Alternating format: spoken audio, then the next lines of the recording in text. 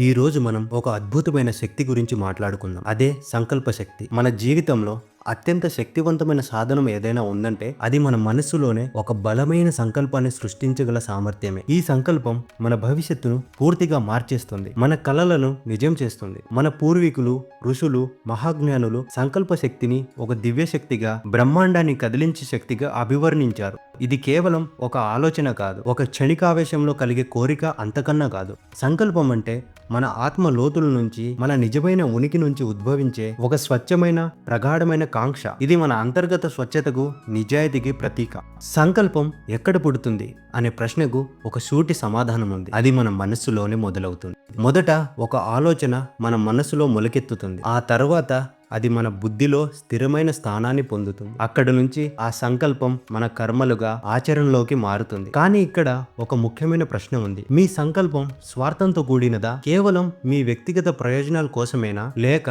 అది సమాజ శ్రేయస్సును, లోక కళ్యాణానికి దృష్టిలో ఉంచుకుందా? ఈ భేదం చాలా కీలకం. ఎందుకంటే ఇది మన కర్మల దిశను, వాటి ఫలితాలను నిర్దేశిస్తుంది. నిస్వార్థమైన సంకల్పాలు ఎల్లప్పుడూ శుభాన్ని కలిగిస్తాయి. మన పురాణాలు, ఇతిహాసాలు సంకల్ప శక్తికి లెక్కలేనన్ని ఉదాహరణలతో నిండి ఉన్నాయి. ఈ కథలు సంకల్ప బలం ఎంత గొప్పదో మనకు స్పష్టంగా చూపిస్తాయి. మొదటిగా సతీ అనసూయ తన అంచంచలమైన పాతివ్రత్య సంకల్పంతో ఆమె బ్రహ్మ, విష్ణు, మహేశ్వరులను సైతం పసిపిల్లలుగా మార్చింది. ఆమె సంకల్ప బలం త్రిమూర్తులను కదిలించి ఆమె మహిమను లోకానికి చాటింది. సతీ సావిత్రి తన భర్త సత్యవంతుని ప్రాణాలు తిరిగి తెచ్చుకోవడానికి యమధర్మరాజుతోనే పోరాడింది. ఆమె అద్భుతమైన సంకల్ప బలం ముందు మృత్యువు కూడా తల వంచింది. ఇది నిజమైన ప్రేమ, అంచంచలమైన విశ్వాసాన్ని ప్రతీక. ఒకప్పుడు రత్నకారుడనే దొంగగా జీవించిన వాల్మీకి తన జీవితంలో ఒక బలమైన సంకల్పాన్ని ఏర్పరచుకున్నాడు. అదే అతన్ని రామాయణ మహాకావ్యాన్ని రచించిన మహర్షిగా మార్చింది. కేవలం ఒకే ఒక సంకల్పం ఒక మనిషి జీవితాన్ని ఎలా సమూలంగా మార్చివేయగలదో దీనిని మించిన ఉదాహరణ లేదు. అర్జునుడు ద్రోణాచార్యుల ఆదేశంతో అర్జునుడు తన లక్ష్యంపై సంకల్పం పెట్టుకొని గురిపెట్టాడు. ఆకాశంలో ఎగురుతున్న పక్షి కన్ను తప్ప అతను ఇంకేమీ చూడలేకపోయాడు. అతని సంకల్పం ఎంత స్థిరంగా, ఏకాగ్రతతో ఉందో ఇది తెలియజేస్తుంది. ఈ కథలు కేవలం ప్రాచీన గాథలు మాత్రమే కాదు, అవి నేటికి మన సంకల్ప శక్తి ఎంత బలమైనదో, ఎంత మహోత్తరమైనదో గుర్తు చేస్తాయి. అవి మనకు ప్రేరణనిస్తాయి, ఆశను కలిగిస్తాయి, మరియు మనలో దాగి ఉన్న అపారమైన సామర్థ్యాన్ని తెలియజేస్తాయి. సంకల్ప శక్తి ఎలా పనిచేస్తుందో తెలుసుకుందాం. మొదటగా ఆలోచన. మన మనస్సులో ఒక ఆలోచన పుడుతుంది. ఇది సంకల్పానికి మొదటి బీజం. రెండవది భావం. ఈ ఆలోచనపై మనం గాఢమైన భావం కలిగి ఉంటే అది మన మనశ్శక్తిని, మన అంతర్గత శక్తిని ఆకర్షిస్తుంది. ఆ ఆలోచనలో ఒక బలమైన భావంగా మారుతుంది. అది మరింత శక్తివంతం అవుతుంది. మూడవది నిశ్చయం. ఆ భావాన్ని మనం ప్రతిరోజు బలపరుస్తూ ఉంటే, అంటే దానిని మనం నిరంతరం గుర్తు చేసుకుంటూ ఉంటే అది ఒక బలమైన, నిశ్చయంగా, దృఢమైన సంకల్పంగా మారుతుంది. ఇది మీ లక్ష్యాన్ని చేరుకోవాలనే దృఢమైన నిర్ణయం. నాలుగవది కర్మ. ఈ నిశ్చయం చివరకు మన చర్యలుగా, కర్మలుగా రూపుదిద్దుకుంటుంది. ఇది మీ సంకల్పాన్ని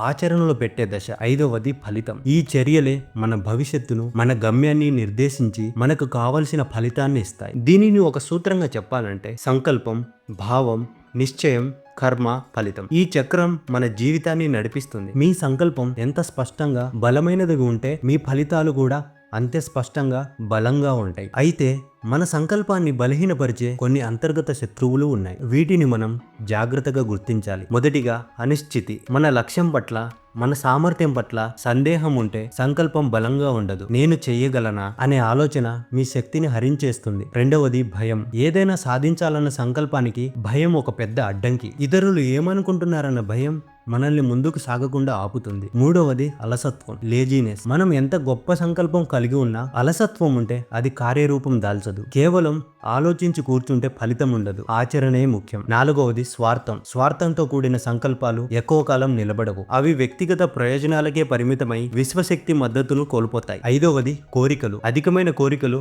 మనస్సును అశాంతికి గురి చేస్తాయి. అవి మన సంకల్ప శక్తిని చెదరగొట్టి ఏకాగ్రతను దెబ్బతీస్తాయి. ఈ శక్తులను మనం గుర్తించి వాటిని వదిలివేయాలి. మన సంకల్పాన్ని ఆత్మశుద్ధితో నింపితే అది బ్రహ్మాండాన్ని కూడా కదిలించగలదు. మరి ఈ గొప్ప సంకల్ప శక్తిని ఎలా పెంపొందించుకోవాలి? దీనికి మన పూర్వీకులు కొన్ని అద్భుతమైన సాధనలు సూచించారు. ఆధునిక జీవితంలో కూడా వీటిని పాటించడం ద్వారా మనం అద్భుతమైన ఫలితాలు పొందవచ్చు. మొదటిగా ధ్యానం. మనస్సును స్థిరపరచడం ద్వారా సంకల్పానికి ఒకే విషయంపై కేంద్రీకరించవచ్చు. ధ్యానం మన ఏకాగ్రతను, అంతర్గత శక్తిని పెంచుతుంది. రోజుకు కనీసం 10 నుండి 15 నిమిషాలు మౌనంగా కూర్చొని మీ శ్వాసను గమనించడం, మీ లక్ష్యం గురించి ఆలోచించడం వల్ల అద్భుతమైన మార్పు వస్తుంది. రెండవది జపం. ఓంకారం జపించడం వల్ల మనస్సు శుద్ధి అవుతుంది, మన భావశక్తి పెరుగుతుంది. ఓం అనేది సృష్టికి మూలమైన ధ్వని. ఇది మన అంతర్గత శక్తిని మేలుకొల్పుతుంది. నిత్యం ఓం జపించడం మనస్సును ప్రశాంతంగా, శక్తివంతంగా ఉంచుతుంది. మూడవది లక్ష్యం. అస్పష్టమైన కోరికలు కాకుండా స్పష్టమైన, నిర్దిష్టమైన,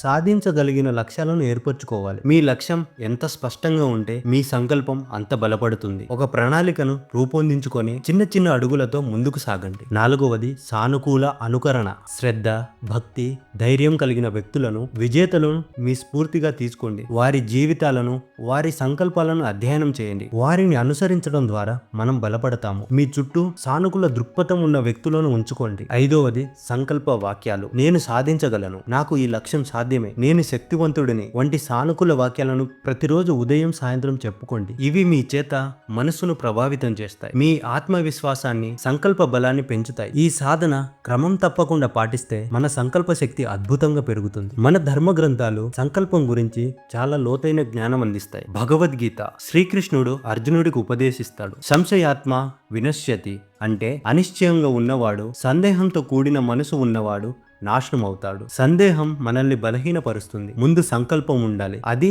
ధర్మానికి అనుగుణంగా ఉండాలి. ధర్మబద్ధమైన సంకల్పం ఎల్లప్పుడూ శుభాన్ని కలిగిస్తుంది. ఆ తర్వాత కర్మ అంటే సంకల్పాన్ని ఆచరించడం. కర్మను దాని ఫలితంపై ఆశ లేకుండా చేయడం వల్ల మీరు ఏదైనా సాధించగలరని గీత చెబుతుంది. ఇది నిష్కమ కర్మ భావనకి మూలం. ఫలితంపై ఆశ లేకుండా కర్మ చేయడం ద్వారా మనం కర్మబంధాల నుండి విముక్తి పొందుతాము. ఇక ఉపనిషత్తులు యద్భావం తద్భవతి అని చెబుతాయి. అంటే నీవు ఎలా భావిస్తే అలాగే అవుతావు. నీవు దేనిని బలంగా సంకల్పిస్తే అదే నిజమవుతుంది. మన మనస్సులో మనం సృష్టించే రూపమే మన బయట ప్రపంచంలో వ్యక్తమవుతుంది. ఈ సిద్ధాంతం సంకల్ప శక్తికి మూల స్తంభం. మీ ఆలోచనలే మీ రియాలిటీని సృష్టిస్తాయి. సంకల్ప శక్తి ఉన్న మనిషి తాను ఎంత పెద్ద సమస్యలో ఉన్నా సరే దానిని దాటి, దానిని జయించి చివరకు ఒక సృష్టికర్తగా మారగలడు. అతడు తన విధిని తానే నిర్మించుకోగలడు. మీ సంకల్పం పవిత్రమైనదైతే, నిజాయితీతో కూడినదైతే భగవంతుడు కూడా మీ పక్కనే ఉంటాడు. ఆయన ఆశీస్సులు మీకు ఎప్పుడూ ఉంటాయి. ఆయన మార్గదర్శనం మీకు లభిస్తుంది. మీ సంకల్పం నెరవేరాలని కోరుకుంటున్నాను. ధన్యవాదాలు.